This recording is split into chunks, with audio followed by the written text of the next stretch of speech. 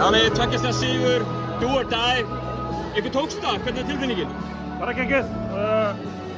Við ætluðum allan daginn að mæta og vinna leikinn.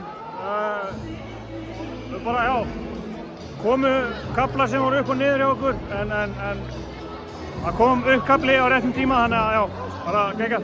Og svona töff frammistaða hjá þér og þér drengið hérna í kvöld. Þeir fara í gegnum meiðsli í leiknum þeir, einhverjum haltrandi hérna upp og niður völli samt að gera alls konar flotta hluti. Það býr rosa, harka í þessu liði. Já, það er harka og við þurfum bara að halda áfram að sýna hörku og vera bara klárir í allt sem það á eftir að gerast á miðvikudaginn. Við bara þurfum að vera allir klárir og bara að mæta klárir.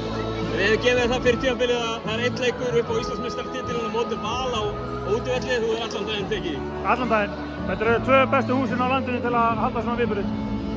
Rosalega stemming á leiknum hérna í kvöld, búist vantilega við því að þessi stuðningur fylgi ykkur. Já. Það verður fullt út úr dyrum ekki enn einn halli núna? Jú. Það verður fullt út úr dyrum, það hvet hvert mannsbarn að missa ekki að því. Þakkir og gangi ykkur vel á miðvikudaginn. Takk fyrir það.